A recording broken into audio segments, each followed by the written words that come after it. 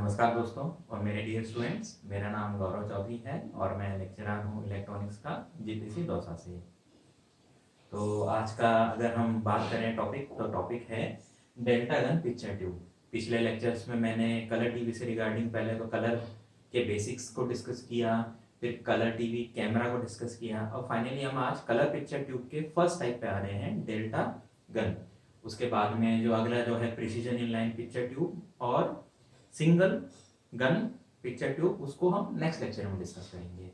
तो सबसे पहले हम इसकी कंस्ट्रक्शन की बात करें तो इसका जो बेसिकली जो बनावट है या इसकी जो कंस्ट्रक्शन है वो हमारे मोनोक्रोम टीवी रिसीवर से लगभग मिलती है। बस फर्क ये है कि हमारे मोनोक्रोम टीवी रिसीवर में हम देखते थे कि हमारा एक इलेक्ट्रॉन गन होता था, क्योंकि वहां पे हमें सिर्फ एक ल्यूमिनेसेंस सिग्नल ही चाहिए होता था। यहाँ पर हमारे 3 इलेक्ट्रॉन गन होते हैं, तीन तीन।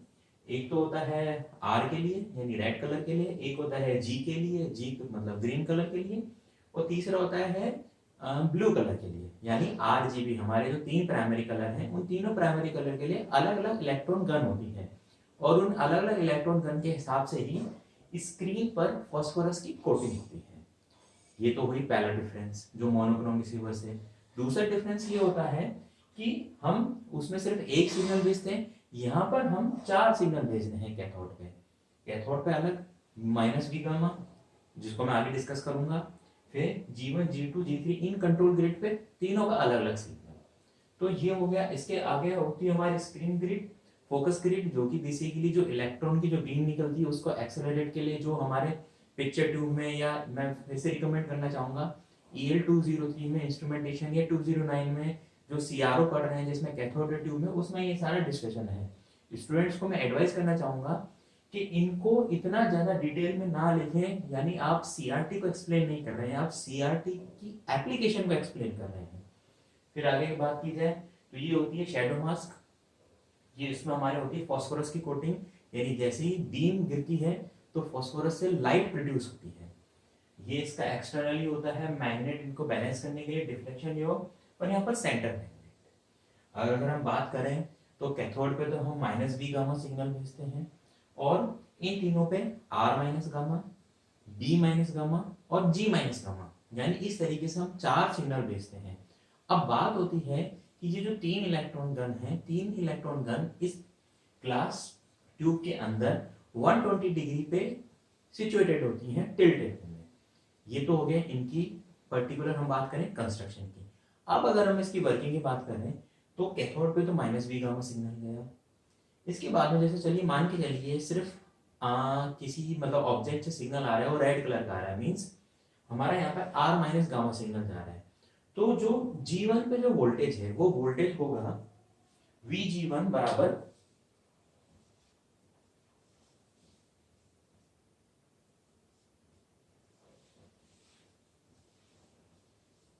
यानी जो इसका वोल्टेज है दिस, क्योंकि ये वाला सिग्नल गया, माइनस कैथोड का वोल्टेज, यानी ये वोल्टेज माइनस कैथोड वोल्टेज, जो कि बराबर होगा आर के यानी VR।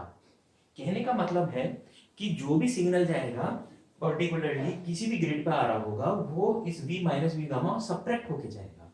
तो जैसे ही ये सब्ट्रैक्ट होगा तो ये कैंसिल आउट हो जाएगा, माइनस माइनस प्लस हो जाएगा, क्योंकि ये इसका जो सिग्नल है वो नेगेटिव में है।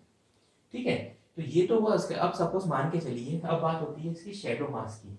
दरअसल शेडो मास्क जैसा कि नाम से समझ में आ रहा है कि जैसे ही इसके ऊपर इलेक्ट्रॉन बीम होती है, जस्ट जो फॉस्फोरस की कोटिंग है जिसमें अलग अलग होल्स होते हैं, उसको हम डॉट्स बोलते हैं, उनको हम ट्राइड्स कहते हैं, ट्राइड्स। यहाँ पे जो डॉट्स बने होते हैं उनको हम कहते हैं ट्राइड्स।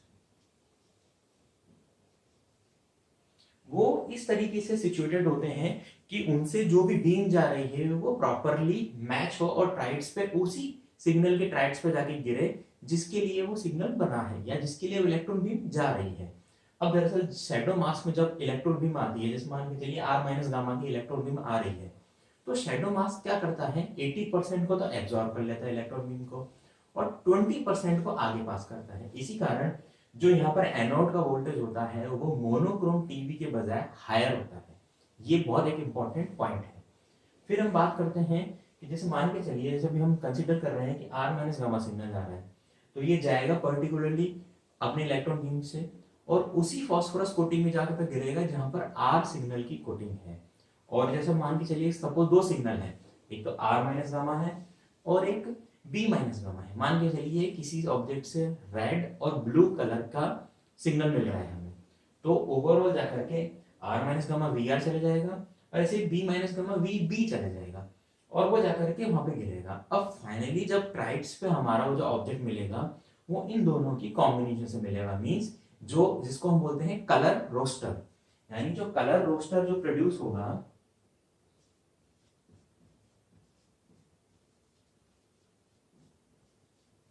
जो कलर का रोस्टर प्रोड्यूस होगा वो रेड और ब्लू का प्रोड्यूस होगा। तो इस तरीके से कुछ हमारी वर्किंग होती है। मैं मेरे स्टूडेंट्स को फिर से कहना चाहूंगा कि वो पहले इसका प्रॉपर कंस्ट्रक्शन बनाए। ये तीन चीज इंपॉर्टेंट है कि डेल्टा गन में हमारा माइनस वी गामा मतलब जो ल्यूमिनेसेंट सिग्नल है जिसके अंदर सिर्फ ब्राइटनेस की इंफॉर्मेशन होती है उसको हम कैथोड में माइनस वी गामा में भेजते हैं। कंट्रोल ग्रिड पे वी जी वन यानी R minus gamma minus minus plus हो जाएगा तो एक दूसरे से वो कैंसिल कर देंगे, यानी ओवरऑल हमें वी आर मिल रहा है। इस तरीके से जी माइनस गामा और बी माइनस गामा और जो पर्टिकुलर कलर होगा, मान के चलिए जैसे इसकी इसकी हमें भेजनी है तो इसमें ब्लू का है, व्हाइट का है, कुछ रेड है, तो वो सिग्नल कॉरस्पॉन्डिंगली उसी पिक्चर ट्यूब में जाएंगे और उसी से इलेक्ट्रॉन गन देंगे और इलेक्ट्रॉन गन कॉरस्पॉन्डिंगली उसी फॉस्फोरस कोटिंग पे जाके गिरेगा और शेडो मास्क की सहायता से 80% तो वो एब्जॉर्ब रहेगा, 20% वो आगे पास करेगा। इस तरीके से वो जब ओवरऑल पूरा को कॉम्बिनेशन हो जाएगा तो ट्राइड में हमें वही ऑब्जेक्ट दिखेगा।